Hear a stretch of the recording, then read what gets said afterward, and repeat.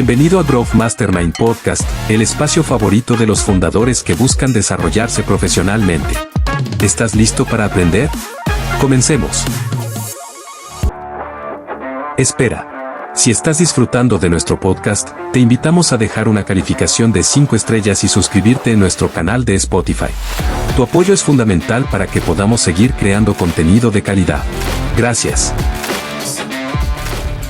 Bienvenidos a un nuevo capítulo de Growth Mastermind Podcast, donde en esta ocasión estamos con otro gran amigo, el señor Andrés Ayala, que es CEO en Green TI. Es una empresa de desarrollo TI, marketing digital e e-commerce con presencia en Chile y Latinoamérica, entre otras cosas. Don Andrés, ¿te presenta bien? Sí, está bien. ¿Hay algo más que te gustaría agregar, contarnos? No, está bien. Creo que en la conversación ahí se pueden entregar más detalles.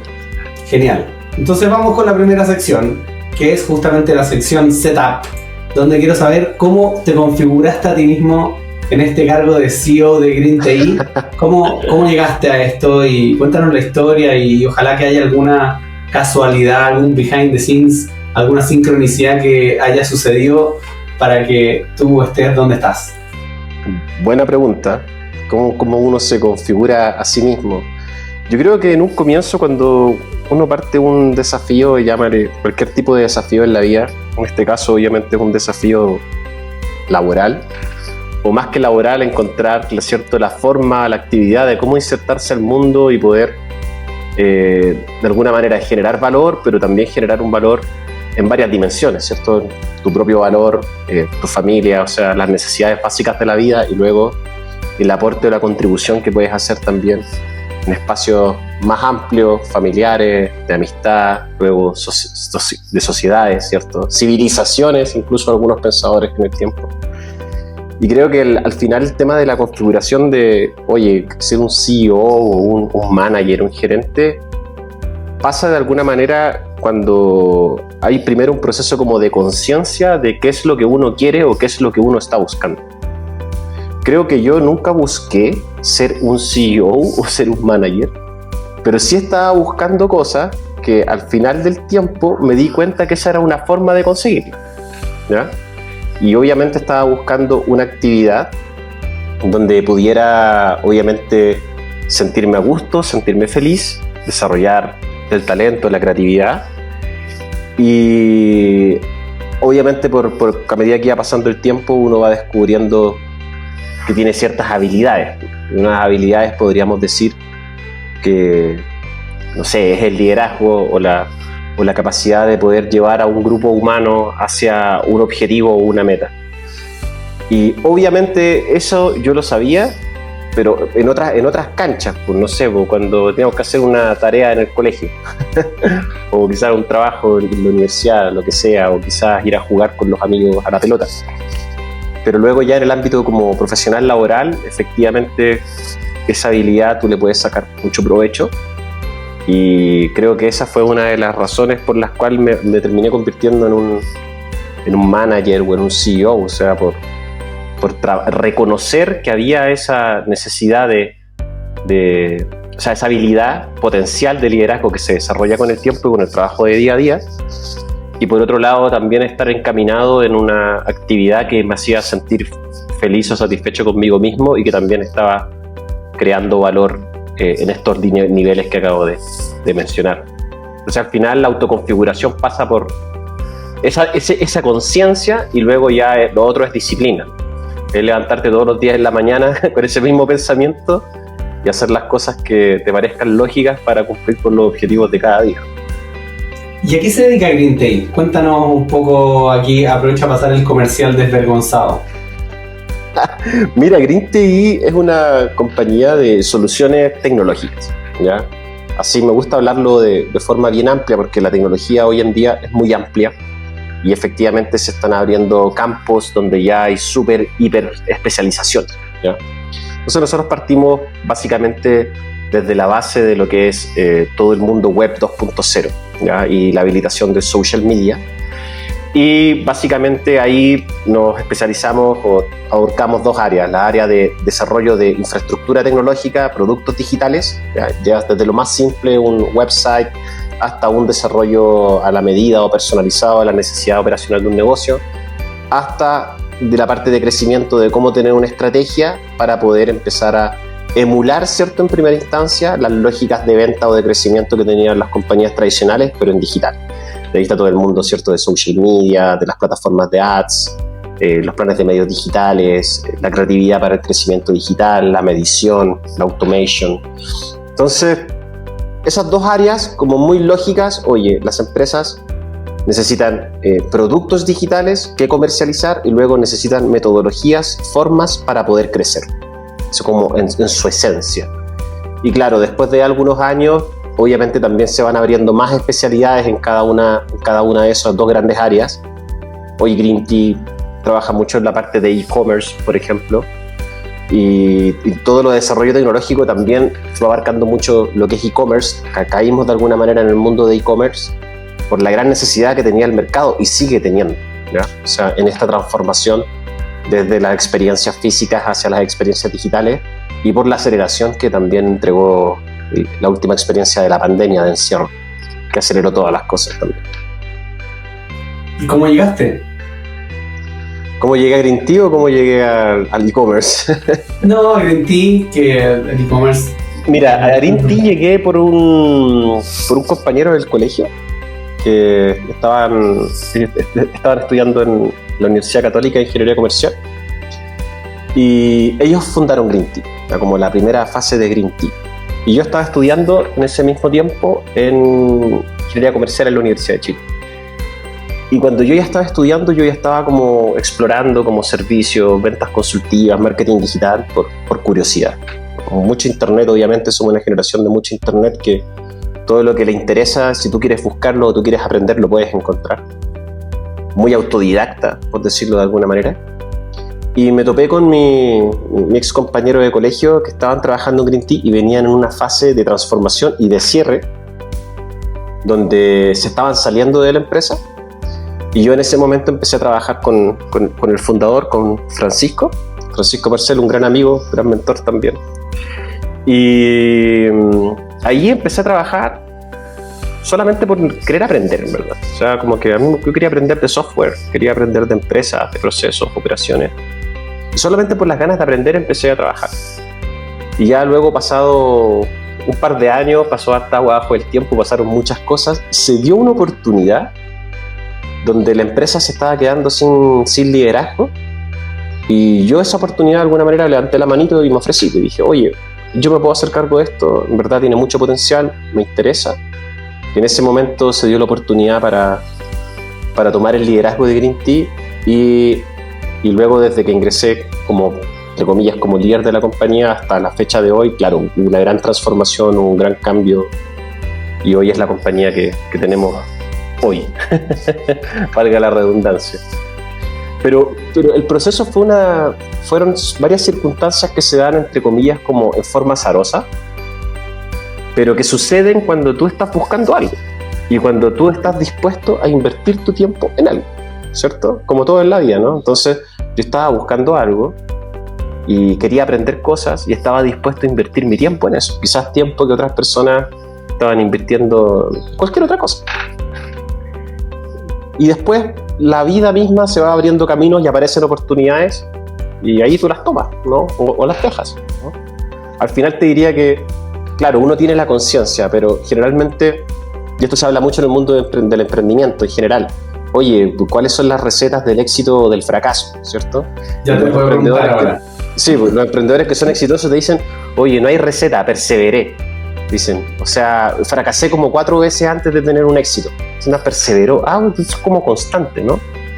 Entonces, efectivamente, cuando tú perseveras, que podríamos llamar lo que es como estar en el mismo lugar, con la misma decisión, sostenido en el tiempo, sin auto boicotearte, porque la mayoría de la gente yo creo que se auto boicotea, dice, no soy capaz de hacer esto, o se van en la mente y se pierden. La vida siempre te trae oportunidades, hay que tener paciencia y perseverar. Bueno, te me adelantaste un poco a una de las preguntas que se llama ¿Cuáles son? La sección se llama habilidades clave, y quiero saber, según tú, ¿cuáles son las habilidades clave para que un emprendedor sea exitoso? He descubierto habilidades claves nuevas que le surgen ya con las canas. Pero la habilidad clave de inicio es tener entusiasmo y compromiso.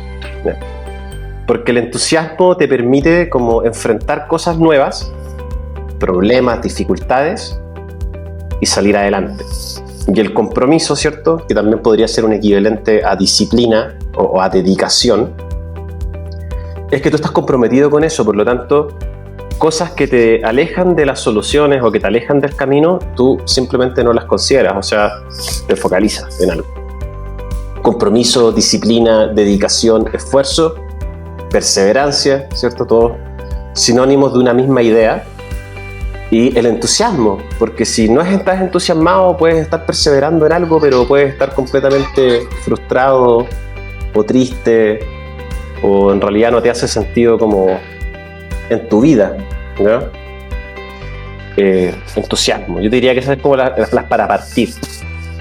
Y ya con el tiempo, más madurez, creo que siempre aparece más la paciencia.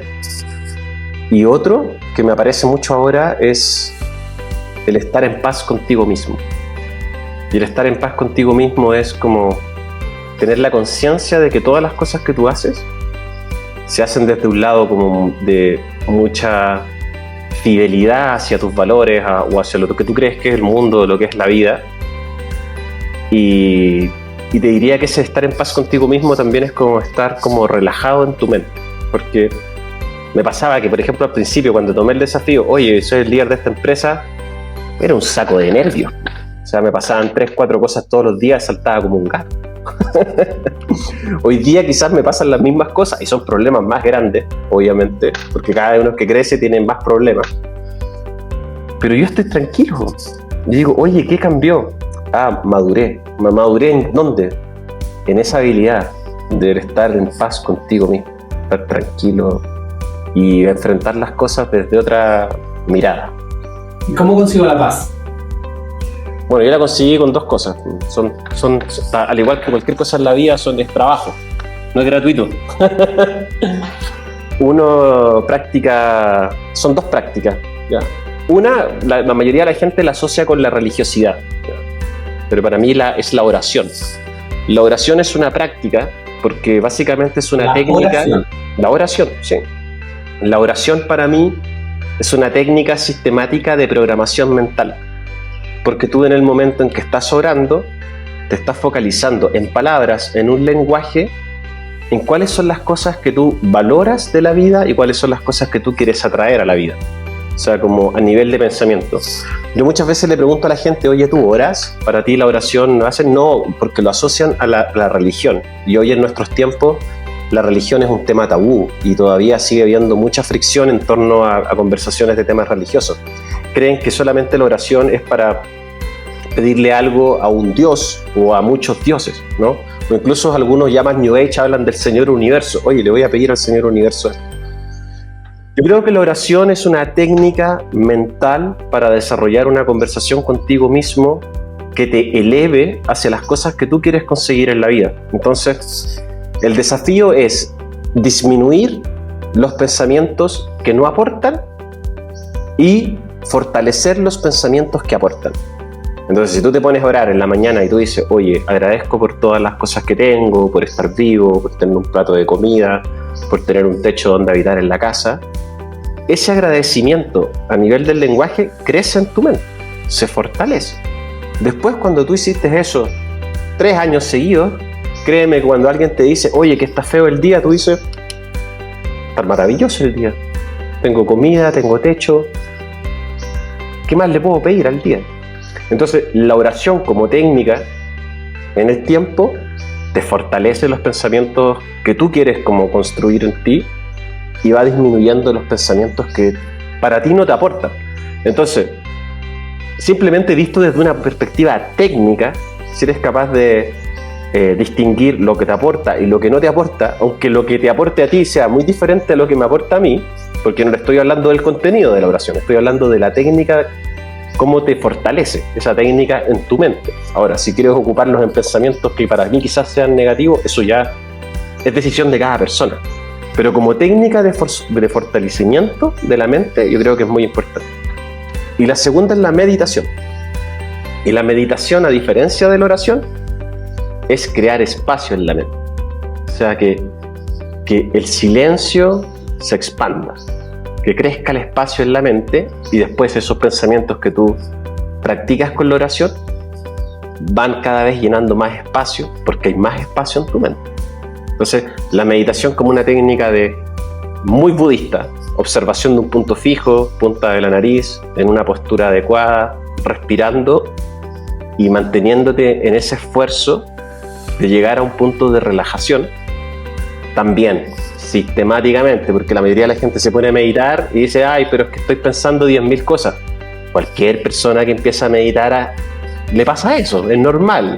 O sea, el tema es que si lo hiciste 3 años seguidos, después obviamente tu experiencia de meditación es profunda, porque ya vas quemando etapas, como todo en la vida. Entonces, después de practicar esas dos cosas bastante, creo que uno empieza a encontrar así mucha paz. ¿Por qué? Porque los pensamientos que te alejan de la paz están debilitados. Entonces quizás el pensamiento que me alejaba de la paz era el miedo a que suceda algo. Miedo. Claro, pero si cultivaste tanta meditación y tanta oración, en realidad tu mente está muy poco susceptible al miedo, porque no lo fortaleciste, lo debilitaste. En cambio, por ejemplo, si tu práctica fuera ver las noticias todos los días a las 8:30 o a las 9 de la noche, tienes 1 hora de miedo al día que te fortalecen tus miedos, que te van a asaltar cuando salgas de la casa, que el país está mal, que la crisis mundial, bla, bla, bla, bla. Entonces, si tú no estás consumiendo eso, sería como un equivalente a una oración de 1 hora, pero de puras cosas que te están diciendo los demás sobre que tienes que tener miedo, tu miedo va a estar fuerte, porque tú mismo estás dedicándole tiempo a escucharlo. Eso sería como un resumen de cómo encontré la paz. Me encantó, muy valioso. De hecho, te me anticipaste a la última pregunta, que es creo que es mi favorita, que es donde le pregunto a todos los emprendedores cuál es su práctica espiritual, si es que tienen alguna, y qué relación tiene con su vida laboral. Así que ya me la contestaste, no la voy a preguntar. La sección la llamamos Doctor Strange, en honor al superhéroe místico. Así que bueno. Pero sí me voy a salir un poco el libreto y te quiero preguntar algo que se me ocurrió ahora. ¿Cómo explicas tu opinión? Esto es pura opinión. Yo no creo que todos tenemos. La gracia es que el conjunto de todas estas opiniones de emprendedores respetables nos dejen algún conocimiento. Entonces quiero saber tu opinión de lo siguiente. ¿Cómo explicas que muchos emprendedores, empresarios exitosos y otros no emprendedores, pero personas exitosas, incluso exitosas bajo definiciones tuyas, puedan no tener ninguna práctica meditativa ni espiritual, porque uno ve mucho desde la ley de la atracción, pasando por algunas técnicas meditativas y llegando hasta la religión, donde todos los grises, y por acá y por allá te dicen es que si tú lo insinuaste un poco, atrae pensamientos positivos de agradecimiento, entonces uno tiene más abundancia, ¿ya? Y yo me lo compro bastante, también lo ejerzo bastante, pero sin embargo veo gente que es muy abundante y no tienen ni una práctica muy abundante, muy feliz, y no se levanta a las 5 de la mañana, no medita, no ora, es atea, 1000 cosas. ¿Cómo explicas eso tú? Es que depende de lo que está buscando cada persona. Yo creo que la base de este mundo es la diversidad, ¿ya?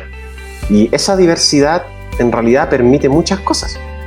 Permite expresiones y manifestaciones que a ti te pueden parecer completamente negativas, y a mí también, y que si le preguntamos al 90% de la gente te va a decir sí, es muy negativo, como por ejemplo la guerra, ¿cierto?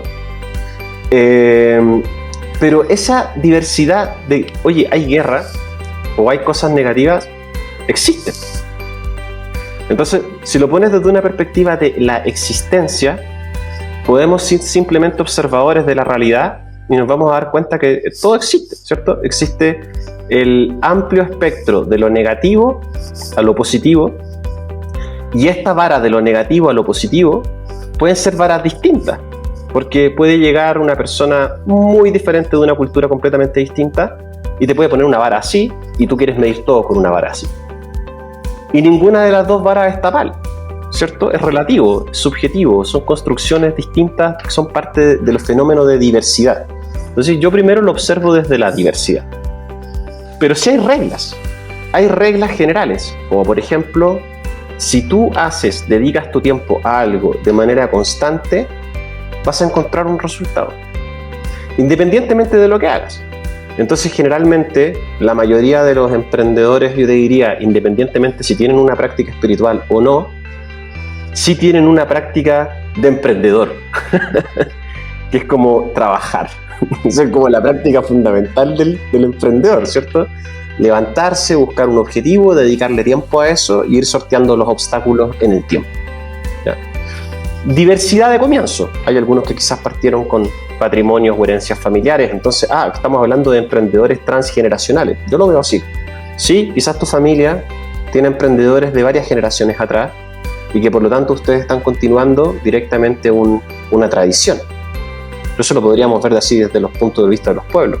Bueno, si en tu familia no habían emprendedores directamente, ¿cierto?, enfocados en esto, pero quizás hay otro tipo de herencias. Por ejemplo, hay gente que transgeneracionalmente viene siendo artista, otras personas que se dedican a la medicina, otras personas que se dedican al deporte, otras personas que se dedican a la agricultura. Entonces, creo que en sí el mundo hoy no es capaz de absorber y valorar toda la diversidad que hay, porque efectivamente el camino del emprendimiento tiene una retribución económica que es más inmediata que otras actividades humanas, pero hay otras actividades humanas donde la gente también, entre comillas, está emprendiendo porque está realizando algo nuevo, pero no necesariamente le va a traer una retribución económica en este sistema. Entonces, obviamente este sistema para mí no es capaz de absorber o captar toda esa diversidad. Pero si lo vas a la parte pura de la regla, oye, ¿qué tienen en común quizás todos estos emprendedores, independientemente de su práctica espiritual, si tiene práctica espiritual, si no tiene práctica espiritual, lo que sea? Todos van a tener en común el movimiento, el trabajo hacia un objetivo y ciertas técnicas que incluso se combinaron, ¿cierto?, un conocimiento de empresa, económico, etcétera, de administración, de management, de lo que sea. Entonces creo que al final del día, práctica espiritual relacionado como a entender, para mí lo espiritual es solamente lo que no es la parte como inmaterial del ser, que para mí existe esa parte inmaterial y uno puede desarrollar una conciencia para tener una relación con esa parte inmaterial del ser, o hay personas que van a vivir como que esa parte inmaterial no existiera, pero si tú piensas que esa parte inmaterial no existe, ¿significa acaso que las reglas de ese mundo inmaterial no siguen funcionando? Si tú no los percibes, es un problema de percepción. Ahora, si el mundo o el universo está articulado de cierta manera, eso es lo que es nomás. Entonces, tiene que ver con puntos de percepción. Entonces, puedes quizás tener un emprendedor que tú quizás en los temas valóricos o en los temas de práctica, o que para ti no te parezca un ejemplo a seguir, pero efectivamente, aunque él incluso no crea en la parte espiritual del ser, la parte espiritual está funcionando de todas maneras igual. Claro. Son como leyes que rigen en el universo. O sea, en otras palabras, esta persona, tú no tienes que creer en la gravedad para que la gravedad te atraiga a la Tierra. Exactamente. En otras palabras, esta persona está cumpliendo con buenas prácticas espirituales sin saberlo y bacán. Exactamente. Y dentro del espectro. De hecho, hay políticas, ¿cierto?, que se han desarrollado como buenas prácticas empresariales que tú podrías decir van muy alineadas a los principios de espiritualidad, de reciprocidad que fomentan, no sé, las principales religiones del mundo. Por ejemplo, no sé, el agradecer o tratar bien a la gente o tener una retribución justa de acuerdo a lo que tú estás laburando Son muchas cosas que tú podías extrapolar y convertirlos en políticas y que alguien quizás lo aprendió como políticas de buenas prácticas empresariales sin necesidad de relacionarlo con temas espirituales. Hoy siguiendo en esta en el área de las habilidades clave, la otra sección que me gusta mucho es la sección Eye of the Tiger, donde nos cuentas qué haces tú para mantenerte motivado cuando todo se ve gris. O sea, un poco lo insinuaste, pero cuando queda alguna cagada, como que se te va un cliente, se te va una persona clave, no sé, te demandan, un cliente te rechaza o te manda la chucha. Cosas que pasan. Cosas que pasan. O sea, shit happens todo el rato, ¿cachai? Entonces, ¿qué haces tú para decir, me motivo igual y vamos por el Rocky? A ver, es una muy buena pregunta. Y creo que en diferentes etapas de la vida tenía diferentes tipos de reacción o respuestas o soluciones. Cuando era más joven, tenía menos experiencia, me afectaba mucho emocionalmente este tipo de situaciones. Que tenía mucha como sensibilidad en torno a crear lazos tanto con los proyectos, con los clientes, también como con las personas con las que íbamos trabajando. Y emocionalmente yo te diría que era como una pérdida, así bien dura, así que a uno le duele, ¿cierto? Y pasa por un periodo como de luto, ¿ya? Y obviamente esa reacción, también me di cuenta que también era una reacción que estaba sustentada en pensamientos de carencia, o de pérdida, o de miedo. Y cuando me di cuenta de eso, empecé a fortalecer otros pensamientos, que son los pensamientos de, por ejemplo, este pensamiento de entender la diversidad, este pensamiento de abrazar la libertad también de las personas que tienen para tomar caminos diferentes, o el pensamiento de poder pensar completamente distinta a la forma en que yo pienso, incluso frente a un punto objetivo, sin involucrarme mucho emocionalmente en el tema, porque cuando te involucras emocionalmente o haces juicios de valor es cuando sufres. Y ahora te diría que me afecta menos en ese sentido porque lo veo como una expresión de libertad o de la diversidad. Entonces trato de ser riguroso en que cada cosa que hago doy lo mejor de mí, pero eso no tiene ninguna garantía. Y si estamos trabajando también en equipo y todos estamos dando lo mejor de nosotros, tampoco tiene ninguna garantía de que realmente lo que estás haciendo va a ser valorado por un tercero. Entonces la valoración, al ser algo subjetiva, no deberías como desestabilizar tu mundo interior emocional. Entonces, al darme cuenta de esas cosas y fortaleciendo los pensamientos, hoy te puedo decir que puede ser un proyecto que quizás en mi mundo interno o la experiencia que tiene mi equipo decimos que es un proyecto muy bueno y muy exitoso, que tiene mucho valor. Si llegara alguien y me dijera todo lo contrario, que no tiene valor, que es un fracaso y que una barbaridad, puedo mantener mi paz y mi tranquilidad porque soy capaz de entender que es la percepción de un tercero que ejerce una libertad y que no necesariamente tengo que responder con una emoción negativa a eso y que simplemente lo puedo contemplar como una decisión de otro ser. Y eso me ha facilitado mucho la vida. Fue algo que tuve que sigo aprendiendo, te diría. Lo sigo aprendiendo porque eso no significa que en determinados momentos no me pasen estas cosas, igual me afecte emocionalmente. Y ahí también hay un misterio, porque a veces uno... esto es como lo que decían las tías cuando era una chica, ¿cierto? Que siempre había como una tía o una abuelita que te decían, es barrera, como que quería más a un sobrino que a otro, quería más a un nieto que a otro. O sea, las tías que eran más barreras. Yo creo que también me considero en mi interior una persona un poco barrera, entonces, pero sin darme cuenta, a veces tengo gente que es más favorita que otra. Y cuando los favoritos se van, te duele más, pues. Entonces creo que estoy en aprendizaje, pero claro, ahora lo veo de una mirada como mucho más respetuosa de las decisiones que toma un tercero y no exigirle a ese tercero de ninguna forma que vea el valor o que entienda lo que yo percibo. Ahora, si ese tercero está abierto a escuchar, eso es otra cosa, porque ahí tú puedes tener conversaciones que efectivamente puedan generar valor. O sea, las conversaciones con personas abiertas a escuchar, eso es maravilloso. Pero cuando tienes casos donde la gente ya tomó decisiones y está cerrada, yo simplemente lo acepto rápido y doy vuelta a la página, avanzo. Y no hay en tu vida, y entiendo que es un proceso que te ha llevado a ser capaz de contemplar en vez de afectarte tanto, bacán, pero no hay día en tu vida que te levantáis en la mañana, no sé, ya anoche mis hijos estuvieron enfermos y todos los días complicados con el colegio, y hoy día no tenía muchas ganas de levantarme, no tenía muchas ganas de levantarme. Obvio que sí, po. Obvio que sí. ¿Qué haces tú para levantarte? A ver, a mí me pasa, pero no me pasa como en la parte como emocional, anímica de como que mi mente me va a traicionar, porque yo te diría que mi mente está muy entrenada.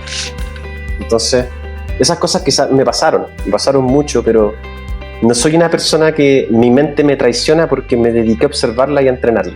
Pero sí, el cuerpo, ¿ya? O sea, si estoy muy cansado y estoy conectado con mi cuerpo, no me quiero levantar porque estoy cansado. Entonces digo, chuta, me tengo que levantar, tengo estos compromisos, pero te juro que estoy muy cansado.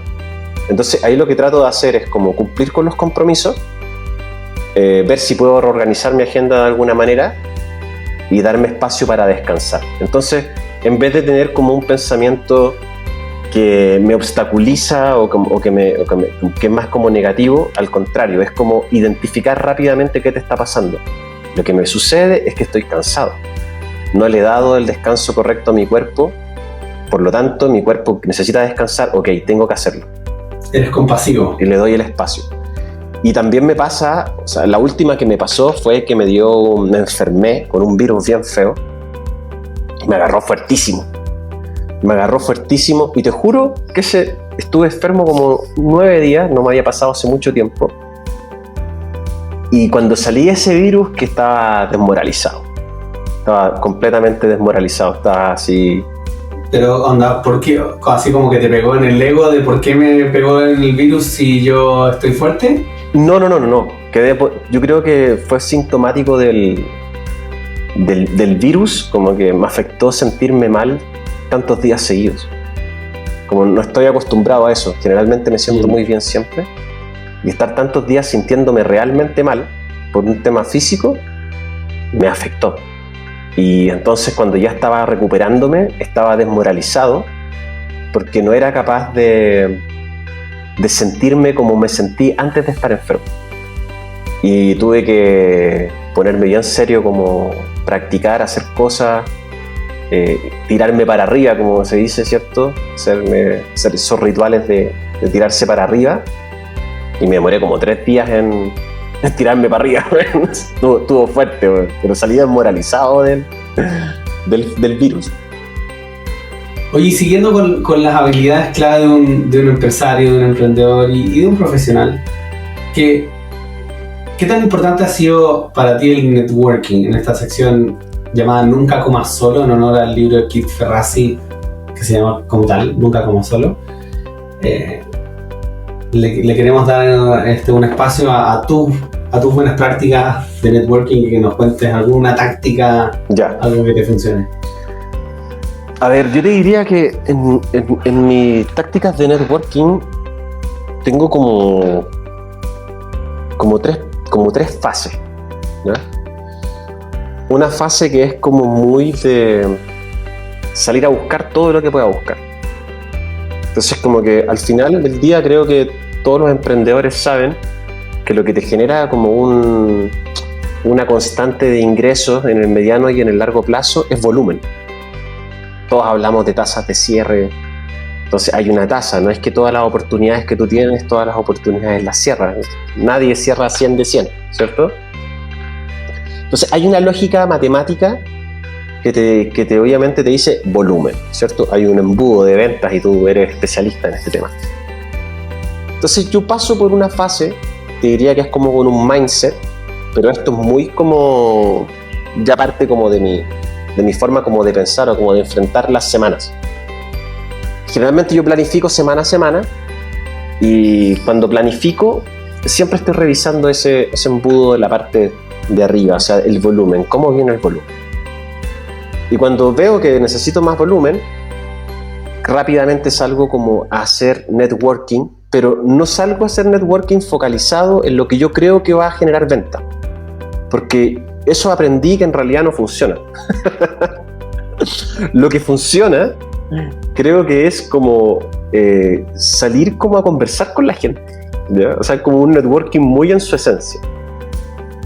Tengo la agenda libre, ¿sabes qué? Voy a escribirle a esta persona, esta otra persona, varias personas que uno va conociendo. Diverges un poco, empiezas a abrir conversaciones. ¿Cómo estás? ¿Qué va? Oye, pongámonos al día, qué sé yo. O ver si alguien tiene... A veces uno en las conversaciones después te invitan a un evento, después uno conoce más gente. Y así van saliendo desde conversaciones uno a uno, hasta participar en eventos virtuales, hasta eventos presenciales, hasta salidas a comer con gente. Y en esas mismas te van presentando más gente y ahí como que esa parte como del volumen empieza a aparecer, ¿cierto? Y yo creo que la clave del networking para mí es que uno tiene que ser capaz de percibir bien con qué personas tiene más onda, con qué personas tiene más afinidad, ¿ya? Y si tú logras percibir con qué personas tienen más afinidad y logras generar algún tipo de alianza positiva con esa persona te va a ayudar mucho, ¿ya? Y una cosa te diría que las más importantes, que me la enseñó uno de mis también muy buenos amigos y socios, de Christopher Ugarte. Esta fue una enseñanza que me dio al principio cuando estábamos partiendo. A mí nunca me quedó en la mente grabadísima. Es como, no hay que tener miedo a pedir ayuda. Entonces, Christopher le escribía a todo el mundo y a todos les pedía ayuda. Oye, juntémonos, necesito ayuda. Y a cualquiera, o sea, personas que conocimos nosotros por ahí nomás una vez, 20 segundos le vio la cara y después le fue y le pidió ayuda. Entonces, ese salir a pedir ayuda sin miedo, sin pensar en que, oye, quizás me dice que no, sin esas trampas de la mente, sino que ir muy directo a pedir ayuda, funciona muchísimo. Entonces, ahora lo que me pasa a mí, después de haber practicado ese pedir ayuda... Y obviamente dar ayuda. Cuando te la piden. Dar ayuda. Entonces, cuando tú empiezas a encontrar gente que tienes afinidad y empiezas a cultivar esas relaciones, si tú percibes que necesitas ayuda, invierte en ellos. Ayúdalos. Dales tiempo, ayúdalos, y lo más probable es que alguna oportunidad te va a salir por cualquier lado. ¿Tú crees que esto es algo energético? Ayuda llega de vuelta. ¿Tú crees que esto es algo energético del Señor Universo? ¿O tú crees que es algo lógico o una mezcla? Mira, yo creo que la ciencia cada vez más está llegando a revelar los secretos que hablaban algunas de las civilizaciones antiguas. A mí me gusta muchísimo la civilización andina, ¿ya? Porque nosotros nacimos en territorio inca, Santiago de Chile, el Valle de Santiago estaba bajo cierto el régimen de los incas, territorio inca, y ellos creían en algo que se llama el Aini. Y el Aini está representado por un símbolo que es la chacana, ¿ya? Y también por unas manos que se llaman las manos cruzadas. Y la traducción del quechua directamente del concepto del Aini es ley de reciprocidad cósmica. Mira. Ley de reciprocidad cósmica. Cada cosa que tú haces, de alguna manera se te regresa. Y bueno, los hinduistas hablaban, ¿cierto?, sobre la ley del karma, ¿no? Ley del karma y el dharma. Creo que la física cuántica está llegando, se está acercando a darnos una explicación científica, racional, de cómo funcionan estas leyes, ¿ya? Pero en el caso mío en particular, yo no necesito la explicación científica para poder experimentar el Aini o vivirlo. Entonces, efectivamente, creo que cada vez que estoy ayudando, sé que algo va a regresar, ¿ya? Y lo más interesante es que no es hacerlo porque te va a traer algo de vuelta. Yo creo que lo que va sucediendo cuando tú lo vas practicando en forma continua es de lo mismo que hablan muchos emprendedores o muchos filósofos respecto a la vida. Oye, la vida hay que vivirla, el camino hay que caminarlo, ¿cierto? La empresa hay que construirla. Es el proceso. Al final termina convirtiéndose en un hábito. Y si tú ese hábito lo haces con mucho cariño, lo haces con lo mejor de ti, con el tiempo que tú le estás dedicando a ayudar en algo, créeme que algo bueno te va a llegar de vuelta. ¿Cuándo? No sé. Si le estás pidiendo que sea el viernes a las 12 porque tienes que cumplir la meta, probablemente no va a suceder. Probablemente sí, quién sabe. Hay mucha gente que está estudiando, ¿cierto?, todas las técnicas de mentalismo y de trabajos con doble cuánticos y diferentes metodologías. Pero creo que al final, por lo menos en el caso mío, lo que yo disfruto es experimentar esa ley, por decirlo de alguna manera. La ley de ayudar y después regresa en cualquier forma. Sí. Ay, se nos pasa volando este rato. Todavía nos quedan 10 o 15 minutos, pero quiero preguntarte un par de cosas más. Me da pena porque me hubiera gustado hacer triple clic ahí. Pero habrán oportunidades.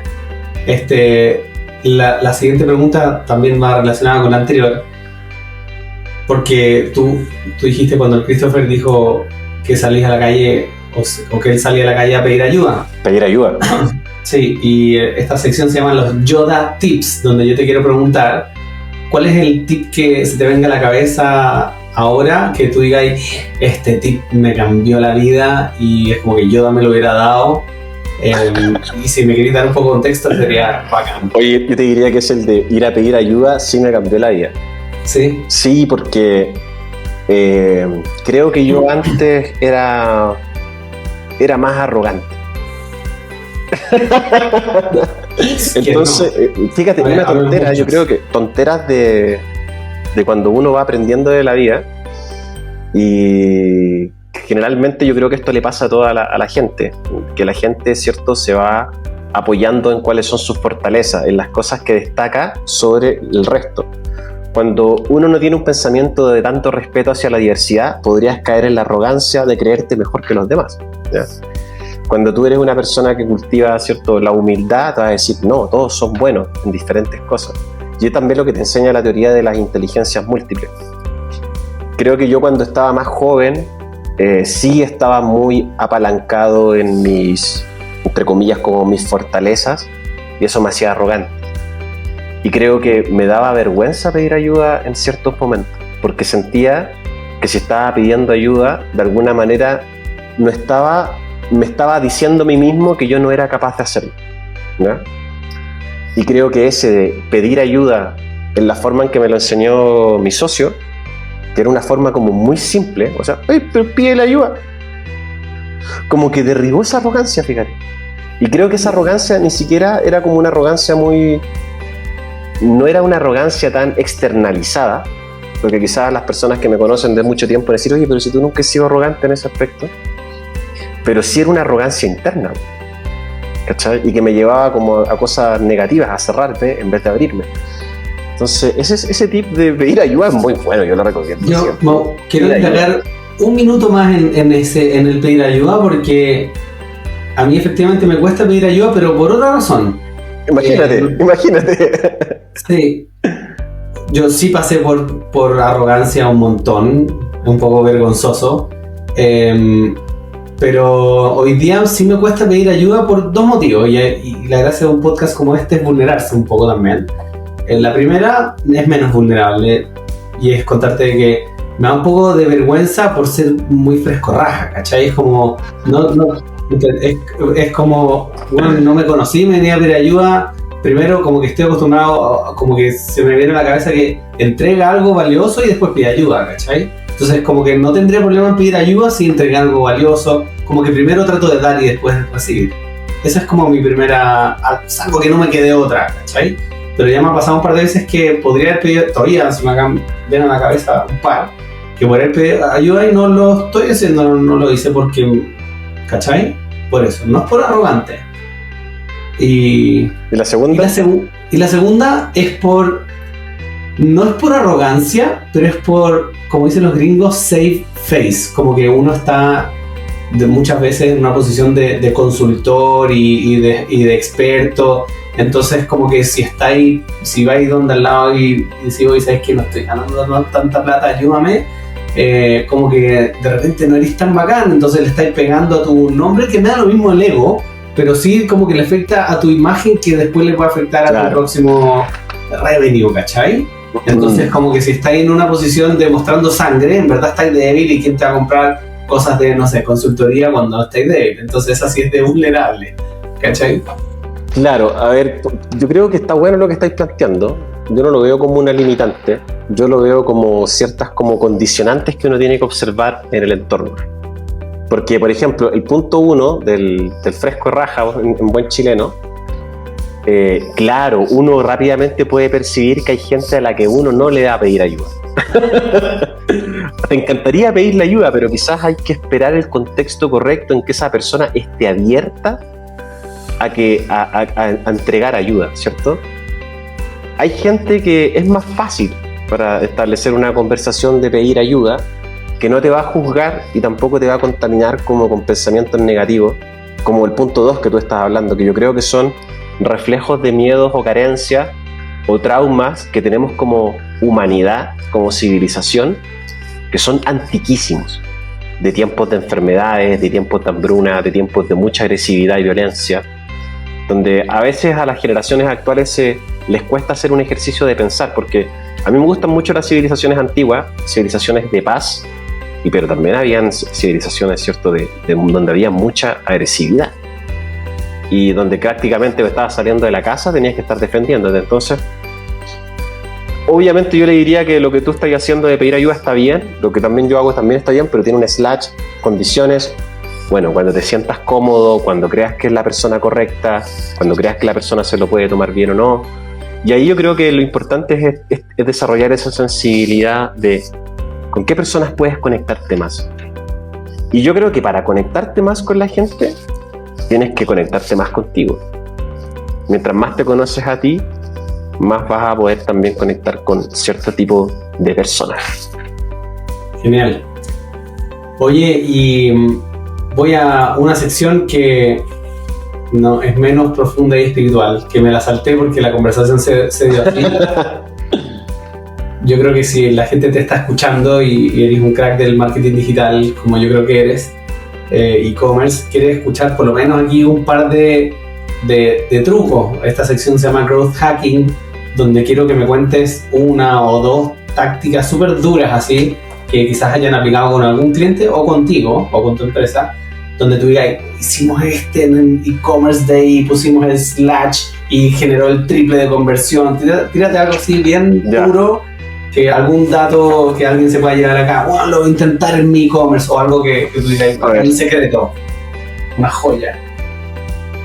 A ver, estoy pensando igual a ver qué cosas concretas puedo entregar, pero yo te diría que lo valioso, si tienes un mindset de hacking, de growth hacking, es primero, creo que es importante abrazar el concepto de experimentación.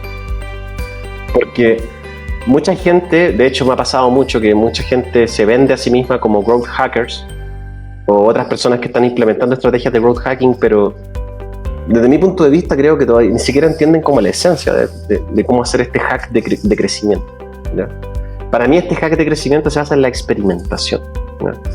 O sea, primero en que tienes que ser consciente y entender que hay reglas que no están escritas, hay comportamientos que no son predecibles y tú tienes que estar en la búsqueda de patrones que te puedan llevar a ciertos niveles de éxito, ¿ya?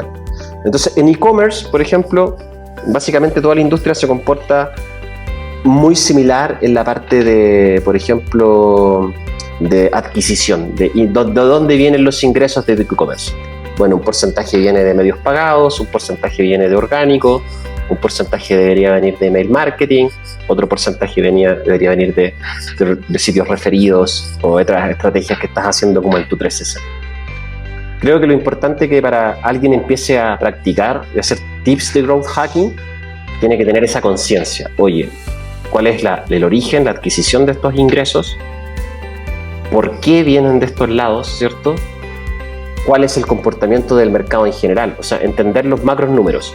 Oye, generalmente en e-commerce en LATAM el 60% de la venta es medios pagados. Y probablemente sea Google. Ese es el comportamiento de tendencia. Entonces tú ahí puedes decir, ok, ¿qué puedo hacer yo para que en el mío sea 80? O quizás voy a hacer, no, en el mío quiero que sea orgánico sea más grande que Google porque no quiero depender de Google. Entonces, desde ese cuestionamiento a lo que está pasando a nivel estándar, tú puedes empezar a decir, ok, ¿qué puedo hacer? De ahí es donde surge la creatividad del growth hacking, porque es hacer como acciones que no sean necesariamente las que están haciendo todos, pero que tienen que ser medidas y que te pueden traer un valor adicional a una práctica que ya como que está estandarizada en el mercado. De ahí, por ejemplo, algo que me gusta muchísimo a mí son las herramientas de automatización por email marketing. La mayoría de la gente lo que hace cuando va a automatizar email marketing es decir, vamos a automatizar algunos flujos. Dice, voy a automatizar el carrito de compra, de los carritos abandonados, entonces cuando el cliente no termine su compra, le voy a mandar un correo para que finalice su compra.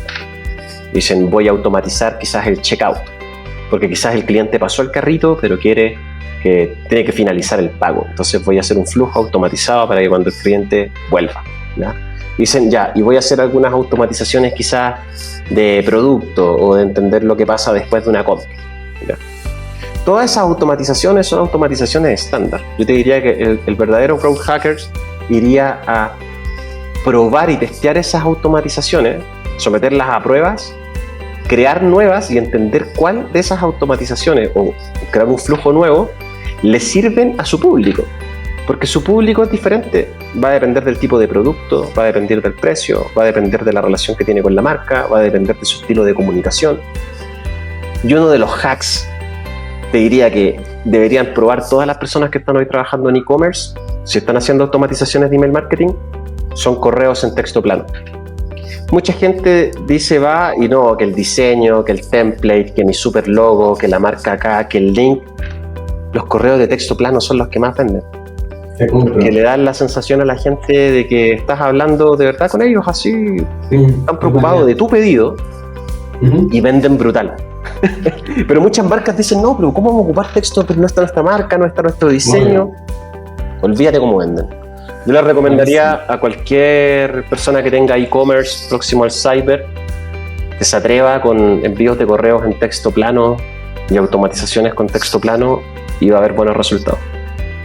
Para aprovechar los últimos 2-3 minutos que nos quedan, 1 o 2 minutos para que me cuentes. 1, ¿cuál es el trending topic que tú crees que va a pasar? O sea, ¿cuál es la tendencia que tú crees viene inevitable, fuerte, tú que estás arriba de varias olas? ¿Cuál ves tú? Esa es la primera. Y la segunda, que te despidas diciendo cómo y por qué la gente se puede acercar a ti, por qué canal, y pases de nuevo tu comercial desvergonzado. Ok.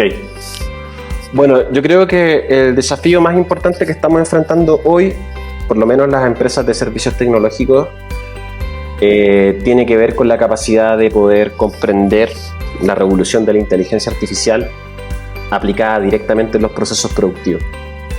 Esto está cambiando las reglas de juego. Efectivamente, uno podría decir que en escenarios de mayor avance hay muchas profesiones, oficios que van a ser reemplazados por máquinas. Y efectivamente el nivel de la interacción y conversación que uno puede tener con herramientas por ejemplo, de modelos de lenguaje como el típico chat GPT y un montón de derivadas más y herramientas que existen hoy en día es clave. Yo te diría que el supuesto acá tiene que ver con que la herramienta por sí sola no funciona en este momento. Sí requiere un humano que entienda la lógica o que sea un buen interlocutor o que use bien la herramienta. Pero eso quizás en unos años no va a ser necesario. Wow. Entonces, yo te diría que hay que estar muy atento en cómo transformarse y incorporar estas herramientas en los procesos. Eso sería que la prioridad. Porque más encima lo tenemos encima, entonces ya nos está impactando por todos lados. Y puede generar también una guerra de precios hacia abajo, aceleración de infra. O sea, todo va a depender mucho de la capacidad que tienen las economías de los mercados de absorberlo. En la experiencia real, todos sabemos que pasa de forma muy divergente, no es homogéneo, es completamente heterogéneo. Y hoy en día tenemos empresas muy atrasadas y tenemos empresas tope de línea y yo creo que va a seguir siendo así. Pero si eres un emprendedor, deberías estar poniendo atención en cómo eso va a impactar tu negocio en el mediano y en el largo plazo. Tomado. Y para Green Tea, bueno, me pueden escribir, mi correo es súper simple, es andres@greentea.co. Generalmente nuestro enfoque es muy consultivo, entonces a nosotros nos gusta que nos traigan problemas. Si no lo podemos solucionar nosotros, seguramente te vamos a presentar a alguien que sí lo puede solucionar, porque conocemos a mucha gente ya en estos años de experiencia, si no es nuestro foco. Pero sí te garantizo que vamos a tener una buena conversación sobre algún problema en específico y sus diferentes derivadas de cómo poder resolverlo. Querido Andrés, me encantó conversar contigo, se me recontra pasado volando. Cada vez que converso contigo me pasa. Ojalá que no pase de nuevo, o sea que nos podamos conversar. Vamos a hacer la sesión 2, cuando quieras. Me encantaría. Te quiero mucho, muchas gracias por venir acá y por darme este espacio. No, muchas gracias a ti, Francisco, también. Un abrazo muy grande. Abrazo, chao, chao. Espera. Si estás disfrutando de nuestro podcast, te invitamos a dejar una calificación de 5 estrellas y suscribirte en nuestro canal de Spotify. Tu apoyo es fundamental para que podamos seguir creando contenido de calidad. Gracias. Nos vemos en el siguiente episodio, con más contenido de crecimiento profesional, marketing, ventas y negocios digitales. Para saber más recursos sobre cómo crecer, entra a frismo.com. Hasta pronto.